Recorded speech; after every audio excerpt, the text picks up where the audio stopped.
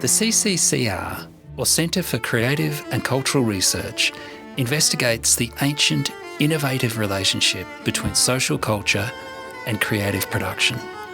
Based in the Faculty of Arts and Design at the University of Canberra, we generate scholarship and artwork in a wide array of humanities, social science, applied and creative disciplines. You are listening to a fresh presentation from the CCCR's Culture and Creativity Seminar Series. The presentation was delivered with slides. To view those slides, or to learn more about the Centre's work, please follow the links in the program notes. This podcast was recorded on the unceded lands of the Ngunnawal and Ngambri peoples.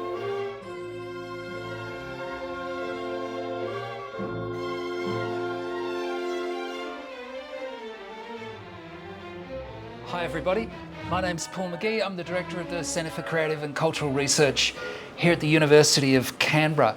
I'd like to start these proceedings by acknowledging that we are on the unceded lands of the Ngunnawal and Ngambri peoples. Pay my respects to all elders, past and present, and to all First Nations people here today. Today it's my great pleasure to introduce Dr. Richard Savery. Richard develops AI and robotics, using music and creativity to design richer interactions between humans and machines.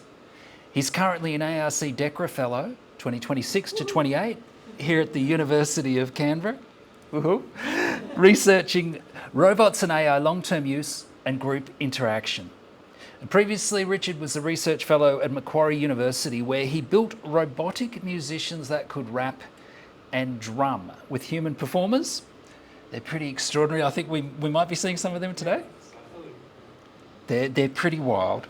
And he later worked at Gen Music on high-fidelity, ethically trained AI music systems.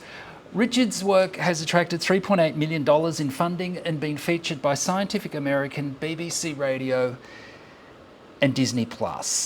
So please join me in welcoming this very accomplished individual to the platform. Hi everyone, thanks for coming out. So I am Richard, This is me performing with a robot I've worked with before. So today's presentation, I did a presentation here about 2 years ago, where I kind of summarized all my work up to that point. Today I'm going to show some of that work again and then talk about what I've been working on the last year and also the last couple months on the DECRA here at UC. So overall, all my research really looked at this question of how can music and creativity improve AI and robotics for humans? So that takes a wide range of things. That can be thinking about how robotic arms can use music in factories to talk to people. So instead of language, using musical phrases to try and cue safety. I can do rapping robots to think about how experts interact with humans and robots. And it can be things like having social robots talk through music. So I kind of approach this huge question in all these different projects throughout this.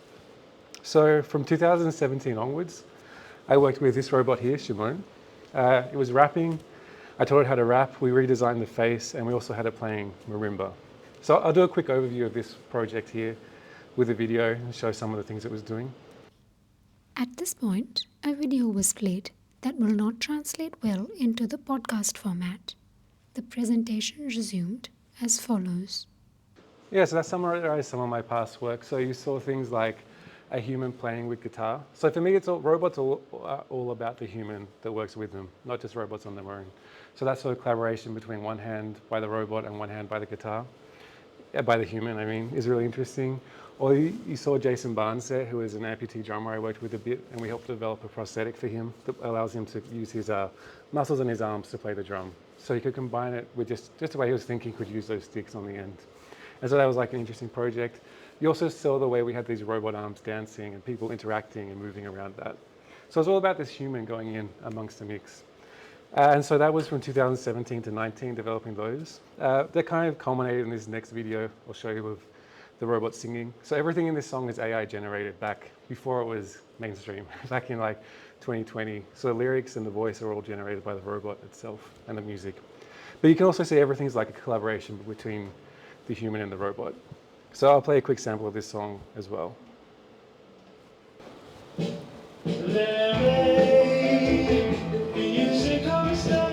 Just go a little bit closer. Yeah, sure. Stay that far away.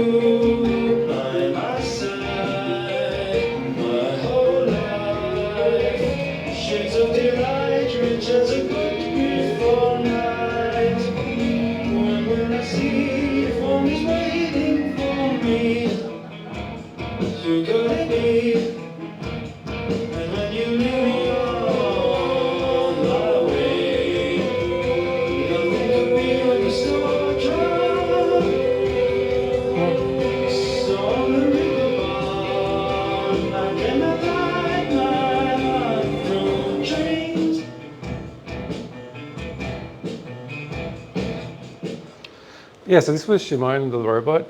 So we had this singing, it was rapping. Also jazz improvisation was a really big part of what I was working on then. And also thinking a lot about the design. You can see the face has a few very intentional elements. It's got these eyebrows that move up and down. It's got a mouth, but it also doesn't have excess things. We tried to keep the design to show humans everything humans need, which is something that kind of reoccurs throughout my work. And then so from 2022 to 2024, I worked on this other robot, Kizo, the rapping robot. The design principles here were slightly different. So Shimon, that first robot there, the physical parts cost about 150,000, which really limits what you can do in the real world. And so I wanted to design a new robot that had just the crucial features and could be left in the museum for 3 months or something like that. So that's this robot we have here, Kizo. The total cost for Kizo was 2,000, so it's obviously a fraction. And that meant I was able to have a couple of them and leave it in a museum in Wodonga for 3 months and have people interacting for 3 months. It also wrapped, and so it was portable and cheap, and was really about these designing as minimal as I could, but also as fun as I could. So capturing as much with as little was the idea here. I'll play a quick demo of this robot as well. Hey yo, I'm thinking of words to say. In the morning I go to the ocean waves, yes, maybe say, hunt the babes and yeah, you know how we got the spray.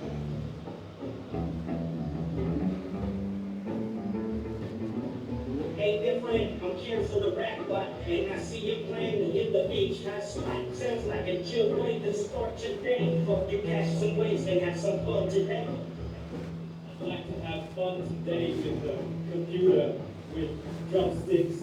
I like chicken drumsticks for me today, so you get me. I'll be kicking it like I'm Jet Li.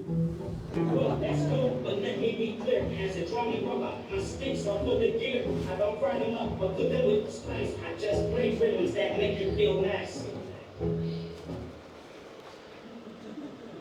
Yeah, so that was from up till 2024. In 2025, I kind of took a shift into industry for a year to try and work at one of the AI companies developing their own systems.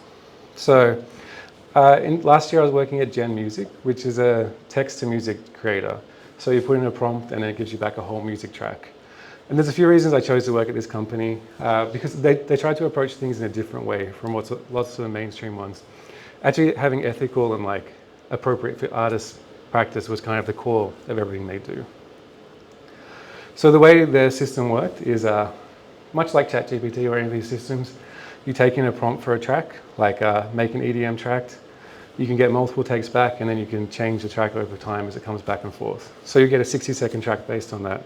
We also have a system that lets you get the stems, so each instrument individually, and export that for yourself. And then lots of other quality back-end and things that made it work in different ways. I'll play some samples of that too. So as an example, if you put in an ambient melancholic track, you get something like this first one.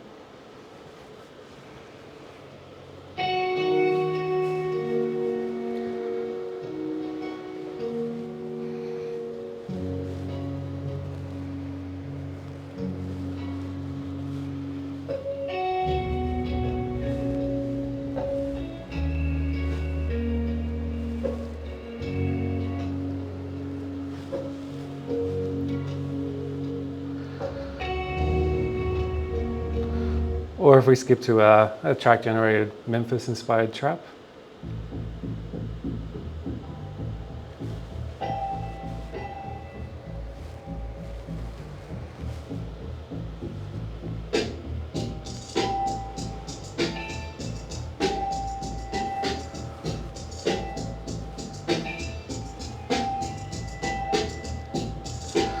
or subaquatic pressure music.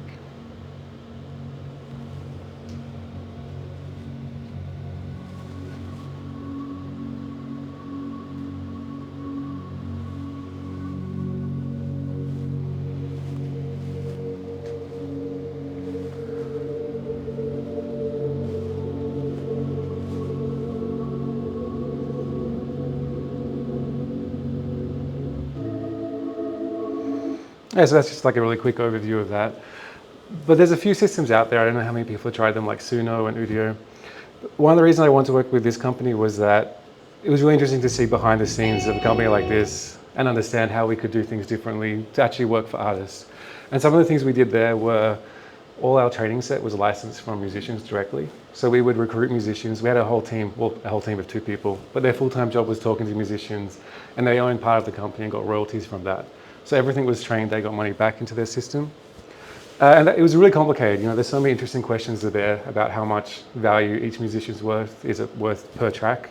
If I give 1,000 tracks, how does that value compare to Taylor Swift giving 1 track? Not that she gave a track, but there's so many like interesting questions there and dilemmas that was really like, it was great to be a part of and see. And so that was partly why I worked with that. We'll get this idea of tracks directly from artists, working with artists. When we generate tracks with an artist specifically, they get a licensing fee from that money as well, from that track. So it was a really interesting company to be part of. One of the things though is it's so much harder to do it this way. It's ridiculously harder. Firstly, if you're a company like Suno, you go to YouTube and download 10 million tracks and then you train on that. And that's actually much easier to develop a model. Whereas for us, we get a set number of tracks from an artist and we have to work out how to use that data. So it's really interesting seeing this sort of industry challenges and how we can best solve that. And the big problem is the fact that it's so much harder to do it ethically and correctly, which I guess is always the case. But it's just interesting to see that side of it. Yeah, so we tried to be really transparent with all our people we worked with, tell them how we use their tracks, how it went in. I also believe that these AI systems, there are advantages to having small tracks, small data sets, that you can be more specific about how you generate if you don't create from everyone. So I think some of the big tech companies where they have the 10 million tracks, everything ended up sounding quite vanilla because you have everything combined to equal a very bland base. So I do actually think there's interesting research to be done with these smaller data sets and how we can train on things like that. I did constantly have this question, some of you might think as well, is like, why though? Like, what's the point of generating a 1-minute track? And I still think about that because as a musician, I don't use a 1-minute track. That's not how I compose. I don't get a 1-minute track and then be done. So yeah, it's something I really wrestle with in my own mind, how best to use these systems. And so I have a project a little bit later I'll talk about that shows how you can do these systems in different ways for that. But yeah, part of the why though was that this core generation is just getting the fundamental tech underneath. And so there were some other future applications I developed that I want to share now as well in this AI generative process. And so one of them was called style filters. I don't know how Imogen Heap we worked with. I don't know if anyone knows Imogen Heap's music or how well known she is in this group. But so we worked with her directly to use one of her tracks and to create different versions of it. So this track is Headlock. This is by Imogen. It's one she wrote.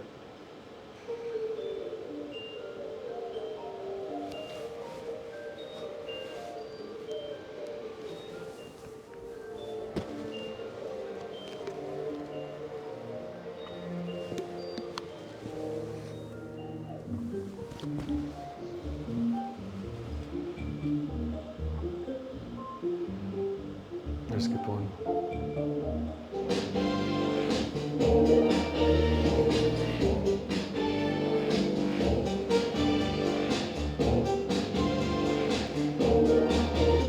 So the concept of style filter was to take an artist's original track and then allow them to make brand new versions of it to hear their work in different ways and different examples of it.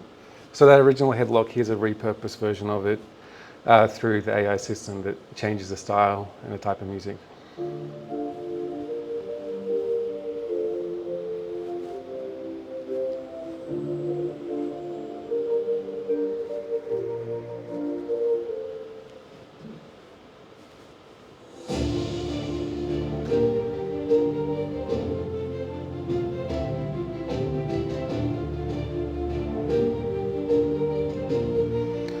So that's one example, or We can generate that same track in a different version.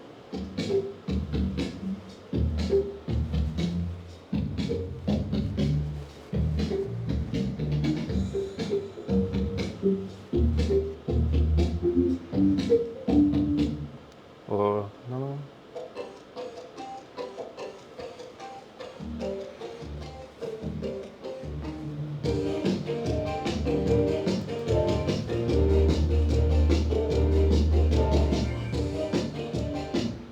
Or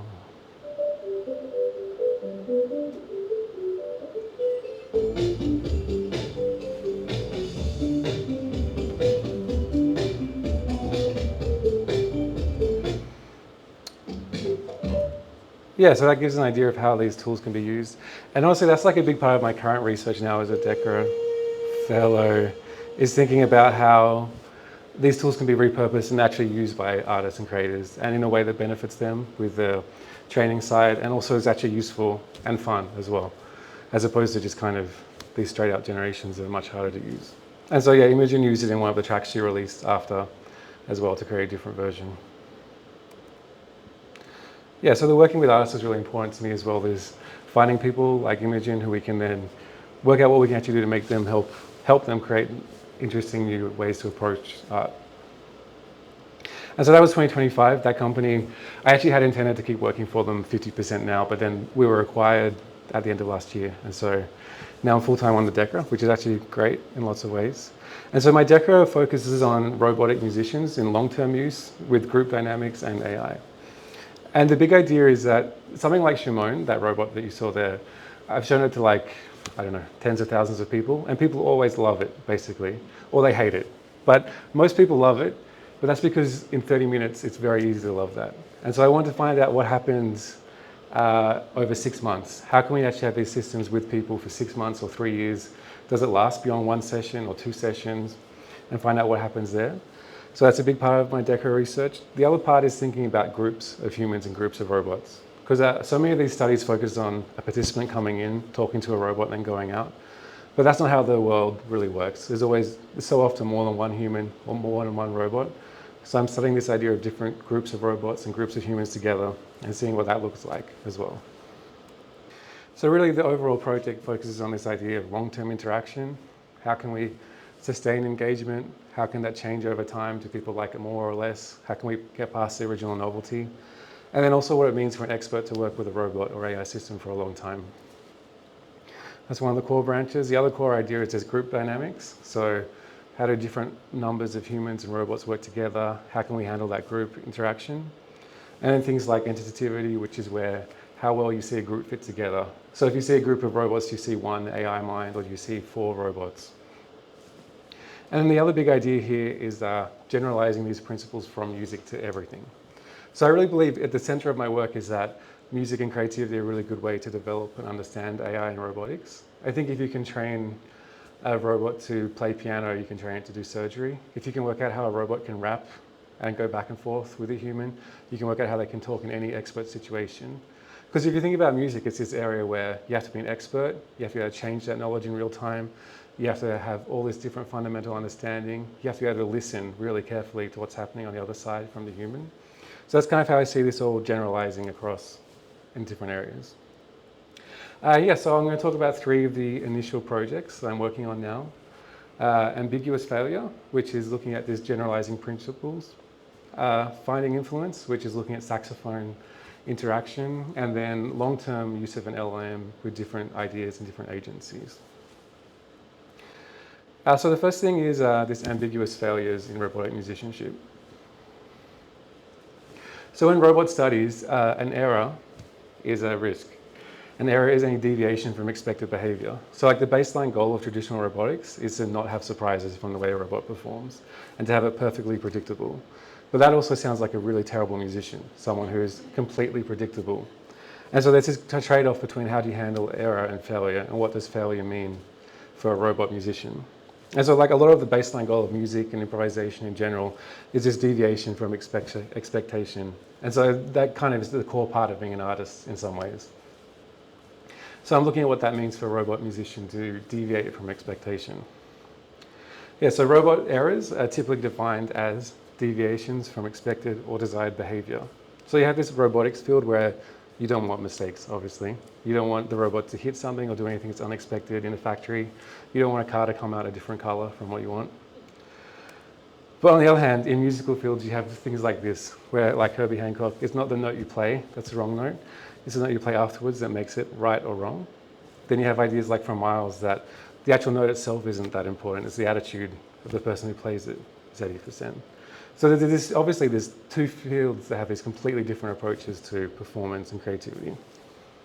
And so the idea was to do a study where we can have the robot behave in different ways and understand if people think it's failure or creative practice. And so I did this through two approaches. One was having a robot be silent. As you would in improvisation normally, you'd have gaps, and seeing if people think that's a mistake, or if the way the robot moves, if that changes, if you perceive it as a mistake. And also something like that idea of the note difference. So if you can make a note sound not dissonance by what happened afterwards. I'll show you a quick video of how the robot showed this variation. So this is just, you can see, yeah.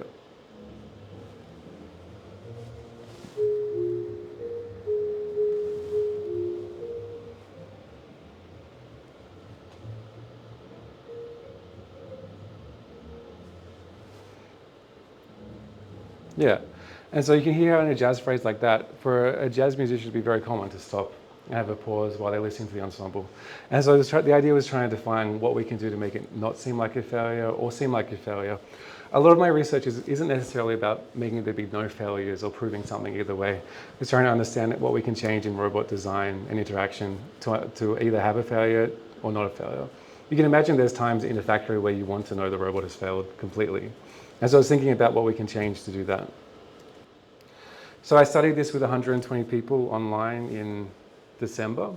And we found that the stillness one, by changing the robot movement, it drastically raised the amount of people who thought it wasn't a failure. It was much higher. 70% basically didn't perceive it as a failure when it was moving, even when it was playing the same phrase back to back. Whereas as soon as it stopped, even for a second, people thought that was broken. Which, you know, it's one of those findings that seems quite obvious in hindsight, but it was something I've always thought with my design, and I want to actually validate and have that out there as like confirmed research that this thing really does matter to how it's perceived. I didn't have as good results with the harmonic changing, so adding extra notes after or before to change if people thought it was failure.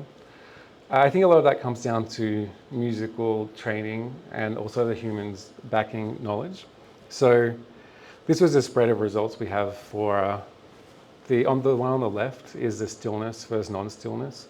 So when it was completely still, you can see it was much more likely to be seen as a failure compared to not.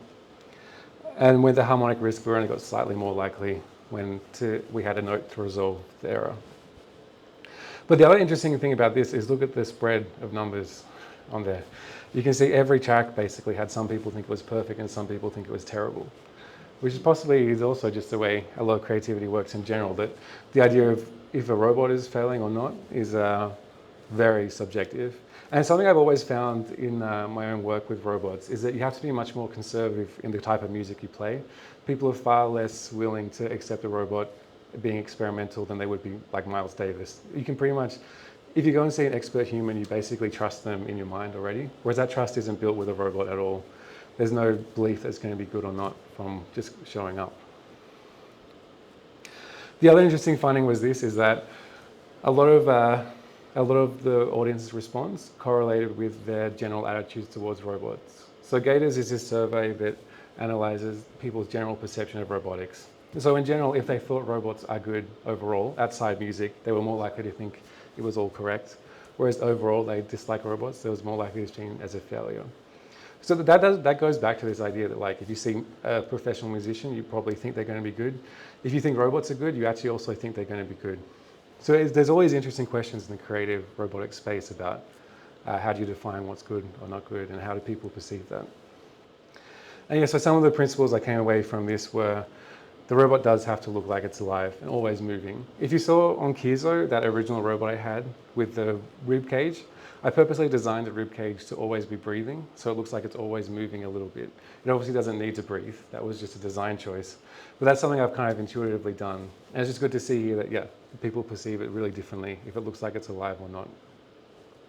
The other really cool thing is just that designing around what humans perceive from the movement. There's things where I'll move the sticks up and down, not hitting, things like that. All these sort of design elements are really important to that robot overall. Cool, so I'll talk about another project I worked on. I finished in February, which was a much more musical, just helping robots train. But also understanding how people interacted with this system was really interesting. So this was a tool that lets you upload your saxophone sound and then find out which saxophone player you sound like.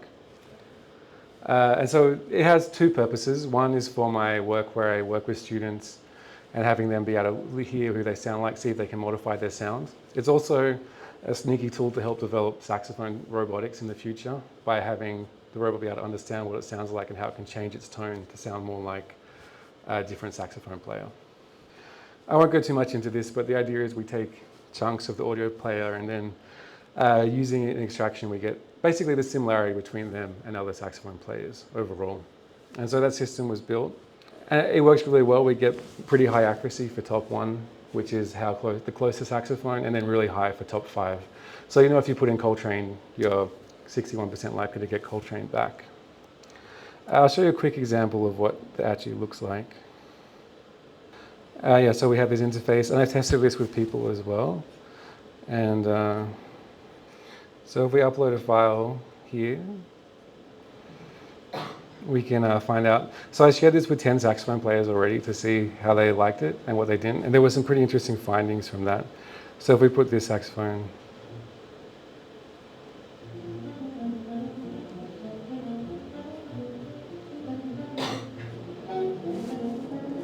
you can see, so they've given this saxophone as you mainly sound like Lester Young, with hints of Stan Getz, Illinois Jacket, and Ben Webster. I don't know how into jazz saxophone everyone is, if they agree with the Lester Young perspective. So this I've been testing with saxophone players at the moment, and there's like a big positive and negative of the system, is that everyone really likes it because it tells you sound like a professional saxophone player. So no one's ever been insulted by saying you sound like John Coltrane. Yeah, so basically everyone has been, the reviews were really positive because I think if you're a student saxophone player and yeah, it says you're John Coltrane, they're like, awesome, thank you. And so working out how to balance these sort of systems over time is also a really key thing right now. The other problem I've had with this system is like a couple time use. It doesn't engage any like recurring users yet. And I mean, this was always kind of known that it would be like this. This was really about building some tech for future robots underneath. But it's been interesting to see these problems emerge about the one-time use, about what makes something actually useful or not useful to people overall as well. Cool, I'll talk now about the third project, which is kind of the more developed one, which is this longer term interacting with an agent over multiple sessions. Yeah, so if you use ChatGPT or any of these systems, like if you want to create lyrics to a song, the speed like fundamentally changes what it means to write lyrics in a way that makes you not really be writing lyrics anymore. If you ask for something like write a poem about creativity, it gives you back a whole poem about creativity, which is for me as a creator is not really useful. It's the same problem I had with the Gen Music system, where getting this whole minute back is not really a good way to engage as someone who's creative. And to be honest, you don't really achieve anything from doing it this way, I think. And also the quality is not good, of course, either. So it's like, it's basically pointless. But one thing I was really inspired by, not to talk about Paul's book on his behalf, but as I was reading this book, I was thinking much more about how ideas translate in real time and how the creative process can vary and what that means to be creative and writing in real time versus this whole chunk and what that could mean for an AI system like this. And so I started looking at creating a lyric tool that allows you to generate, somehow using the AI system to actually get a benefit from it, but also to actually generate and learn from it. So I'm looking at these like mixed creativity tools that use AI as a generator to help you be creative and move from there and go back and forth. This is also through the whole framework of thinking, how can I see this over real time and what happens over long term as this happens? So to do this, I created two different systems. One which is much more like the ChatGPT, you get all the words out at once. This whole full draft and edit baseline. But then I've also been looking at these ideas of like specific thoughts and ideas where you get it line by line or even word by word from the system, and then you can change those words and what happens over time as you do that. And so the idea there is to think about what happens if you have to do micro little changes over time, if that makes you feel more in control or not. And so some of the things I'm measuring from this system are the perceived control you have over the system, if you feel like you actually have any ownership over that poem. So like if you type into a prompt and get a whole set of lyrics back, there's no ownership really, it's all just from the system. So measuring things like, psychological ownership, what happens there. And the idea of agency, how much you can actually control what's happening. The other thing, so I keep talking about this long-term effect, but with the robot, people love it because of this novelty effect. This one-time interaction is really fun. What happens across 3 weeks of constant sessions when you are using it? Do participants actually want to use it or not, or what happens over there? So right now, I'm unfortunately in the second week of this, so I don't have any confirmed results. But so far, I don't have any results. It's a result so far after 2 weeks. I haven't analyzed anything yet. So it'll be really interesting to see if we have what metrics we get after 3 weeks of having this study running.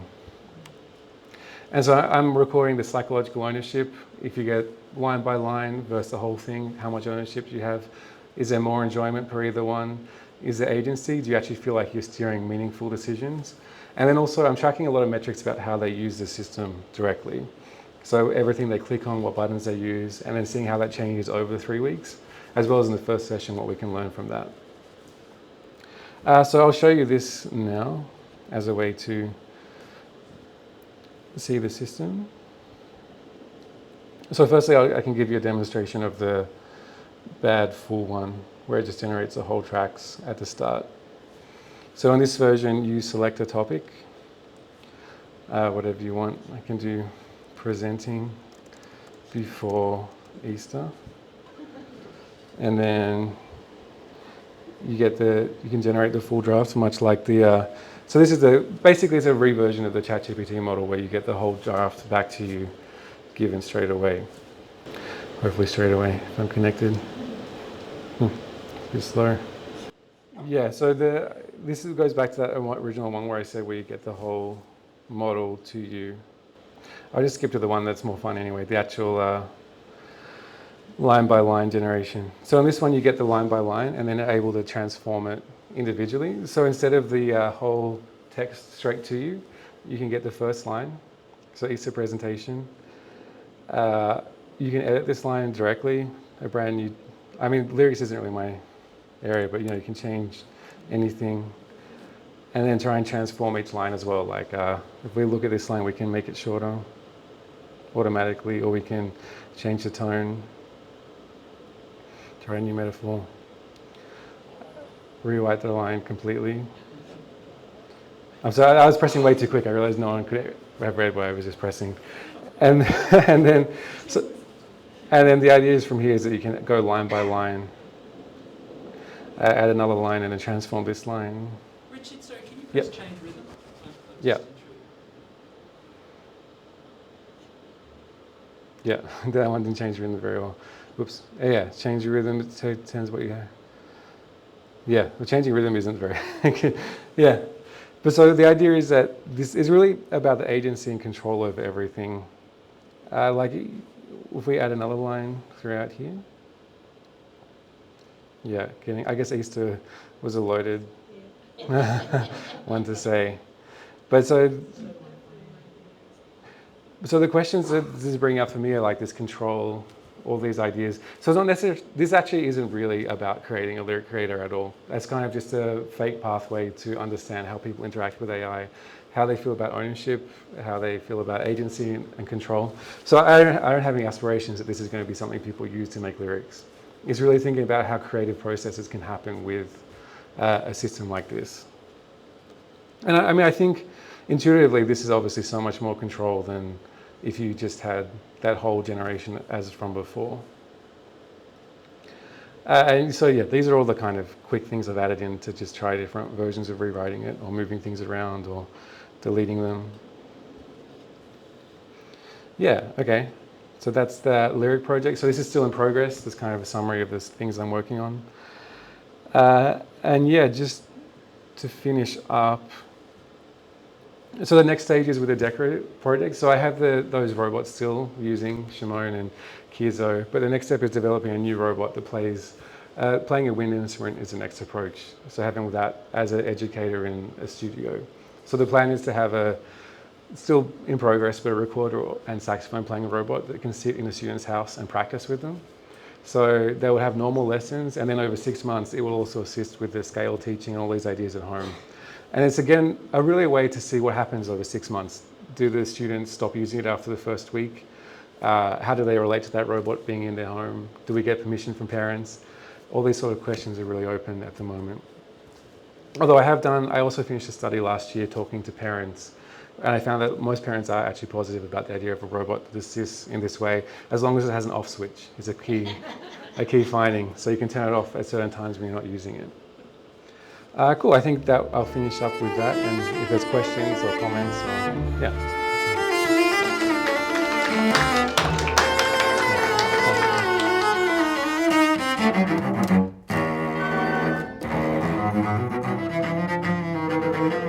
Okay, thank you, Richard. I'm going to call for questions or comments. With your robots, I've noticed that they have very specialised instruments. Is there an instrument that you've found that you haven't quite figured out how to implement it yet, or do you think once the creator has an understanding of an instrument, it's fairly straightforward to get the robot to use that instrument? Yeah. So the instrument choices, so the drumming robot everyone has a friend who's a drummer, but I have a friend who's a really good drummer at Berkeley, and so we work back and forth about working out how to do strokes and the best way to do that. I also, not to insult drummers, but there's something about drums that's slightly easier than some other instruments. Easier than be bad, yeah. But the other really big thing about drums is it's so physical. You see the stick move up and down. Everyone can see what's about to happen. Something like a saxophone or a recorder, they're much smaller movements on stage. So being able to portray the drums going up and down is really important to me. You probably don't remember, but even like that bass drum, I had the kick or bass on that robot, and it wasn't played like a normal kick. It was played in the air with a stick going up and down. That was again to perceive it. So a lot of what I do is about the way it looks, not because I'm like caring about all the beauty of it, but because I want people to see what happens and go back and forth.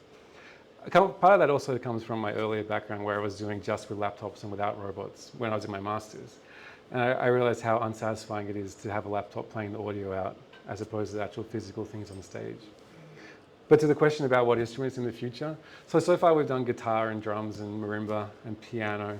The next stage I have done a recorder robot a couple of years ago, and now it's doing a better wind instrument robot is kind of my approach. Because I didn't say, but my undergrad degree was in jazz performance at the Con in Sydney. And my original background is a jazz saxophone player. So that's kind of the next step for me is bringing in saxophone and recorder. Thank you. It was fascinating. And I can't help but think that these robots trained in music might defend us from the robots trained in killing humans. But I loved what the sort of band that you had up there, a rapping robot and so on. Is there actually any intelligence, creativity there, or is it just a stochastic parrot who's drawing on what we know? Do you see any capacity for these machines to come up with something fresh, something we hadn't thought of before? I feel there's a few questions there. So is it intelligent? No. It's just a system that recites what comes back and forth. I don't really believe these systems are anywhere near getting to a general intelligence across anywhere. But is it creative is a different question, because it all depends. I'm trying to work out how not to get people annoyed at me with my answer. But I think it just depends how you define creativity. For me, creativity, there's the ideas of the personal creativity versus historical creativity. That's like the Margaret Bowden stuff. And so I do in general believe that creativity is just combining different things together in different ways. And that when I'm a creative or a kid is creative, the robot can be creative in that same way. And I think of creativity as every day everyone's doing creative activity.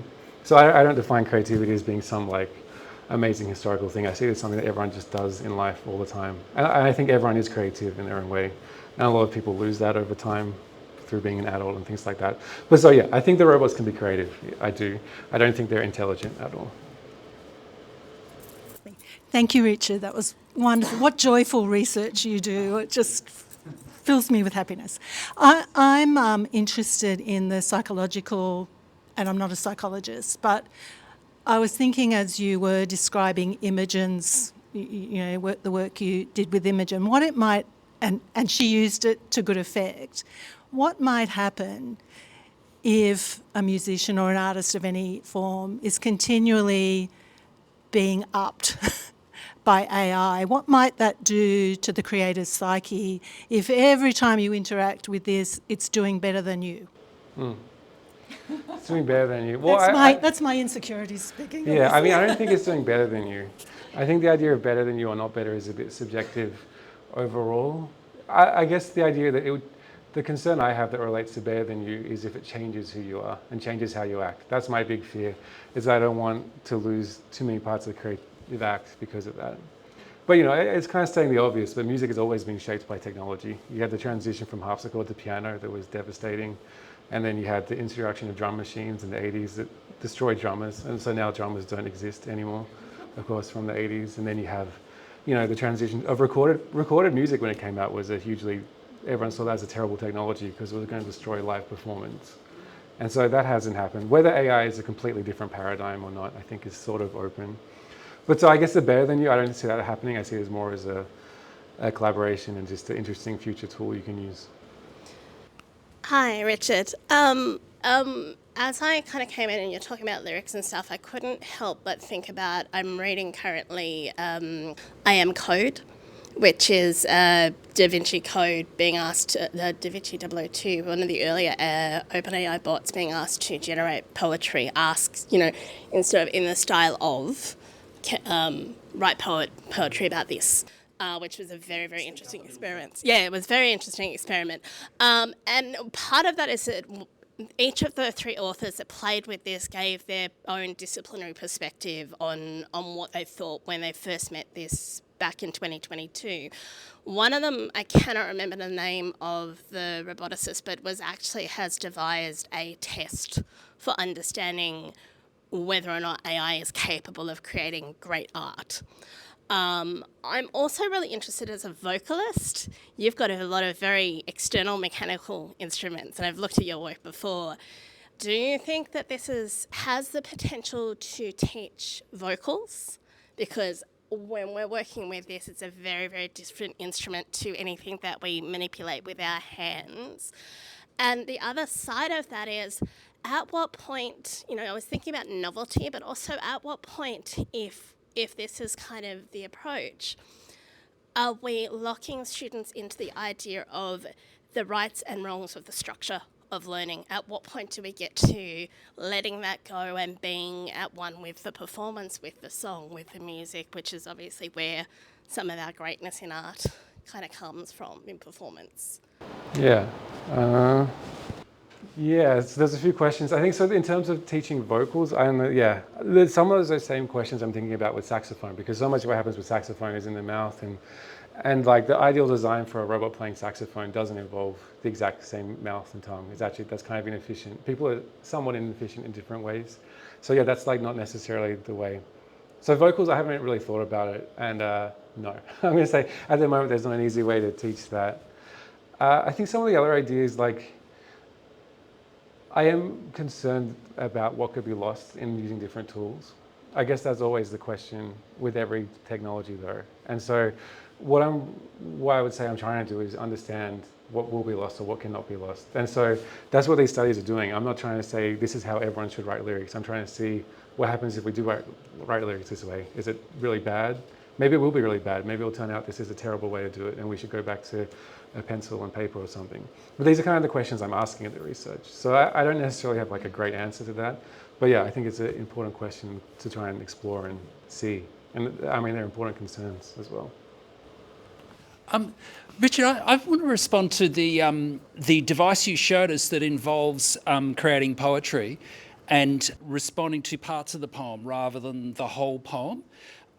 Because that made me think of the interviews I've done with poets and that Jen Webb here has done with poets, which is the content of the book that you kindly put up there. Yeah, I know, I didn't want to... But one of the things that your program there was making me think through was that many of the poets I've talked to when asking how they compose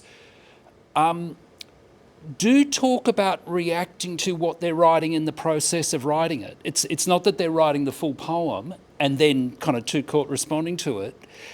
They are responding as they're going along and making judgments, but there's also a giving into the work that they're producing and a realisation that they're unable to get an overall perspective, a synoptic perspective on the work in the middle of it, and also a fear that they'll lose the impetus. You know, so there's a kind of version of what you're modelling there. I think it's a bit different in terms of how the reaction is, but the writer is definitely a reactor in the process of producing a poem. You know, it's part of the composition.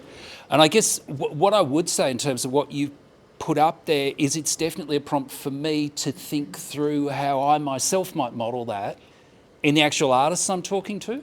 So just as another way of thinking about the use of this research, that's what it prompts for me, is a thinking that this is something I could model better in my own way of writing. Yeah, it's so interesting. I mean, there's so many things there.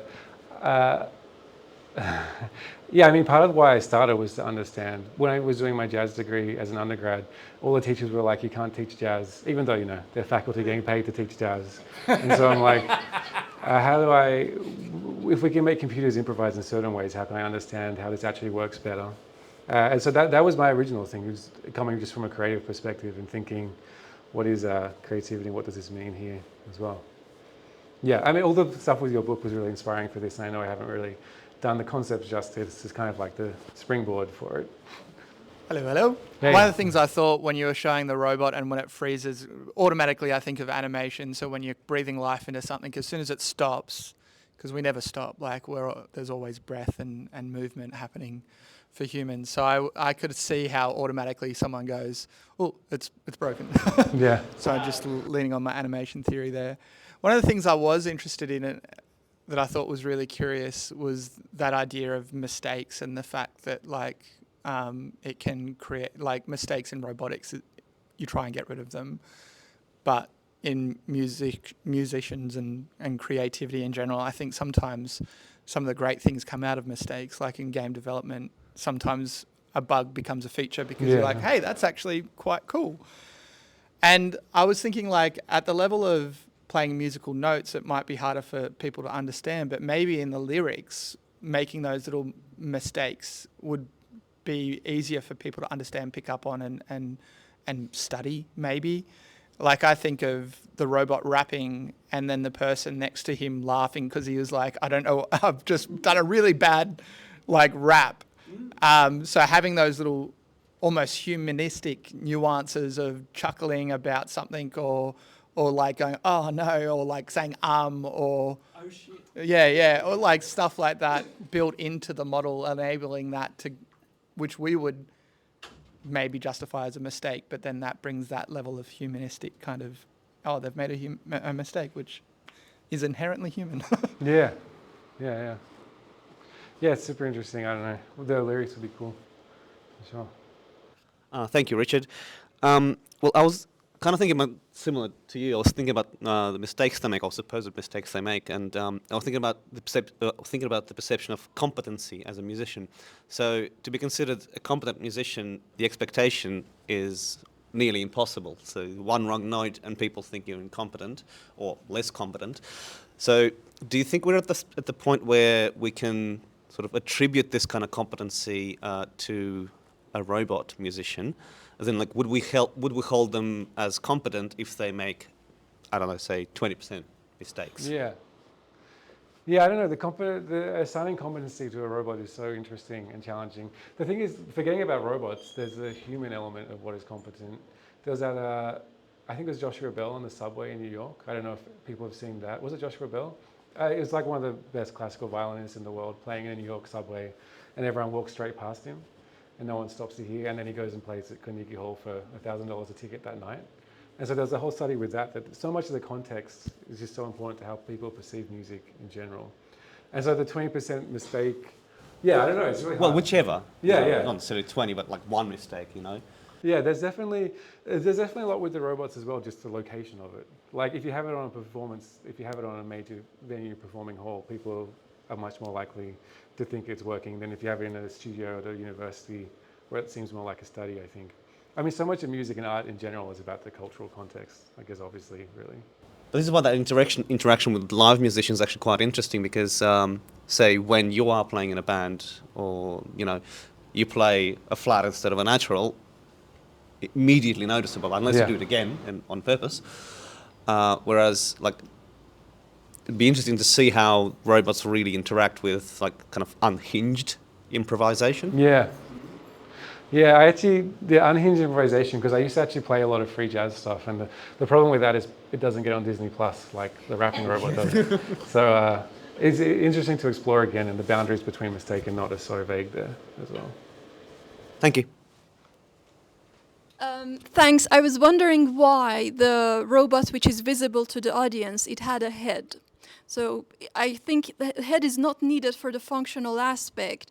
So is it used to somehow create that, excitement, or really there is a reason, other reasons behind it, that it's anthropomorphic somehow? It has high level of anthropomorphism. Yeah, the heads are so crucial. Like that robot, actually almost all my robots start with just the playing without the interaction. That's kind of the element I try and work on first. And then you add after that the head on top of it. So like the drumming robot started with just sticks on drums, and then you come in and it's like I'm playing with a robot. Like it just feels like you're just playing with a mechanical being, like nothing happening back and forth. Whereas when you put the head on, suddenly it's like you're playing with an agent or something that's actually there. And so that's a huge part of the head. That's kind of the core part in a way. That's what makes it fun to play with, and not just like playing with a backing track or something like that. That interaction with the head going back and forth. But there's some musicians hate the head, actually. We had Pat Metheny, who's like a guitarist, was like, this is the worst thing ever. No head, no interaction like that. Just the actual mechanical parts, the only parts that can work. Yeah, exactly. There was like, no, we don't want that physical interaction. We just want something that we can control. So yeah, the head to me is like the part that makes it fun and interesting to interact with. And maybe just one more. I was wondering if you collected, let's say, opinion of the audience, how they evaluate the performance of the musician, the person who is performing, without using the machine and with the use of machine. Is there such a comparison? No. Yeah, no, I haven't really done anything like that, comparing the with machine versus without machine. It'd be interesting to do, for sure. Yeah, should do that in the future. I haven't really done too many things where I record like an actual audience at a concert, because it's such a biased environment. They've come out and paid money to see a concert. Like, it's not the same as, it's hard to get. Okay, I think we'll bring the session to a close there. Please join me in thanking Richard again. Thanks.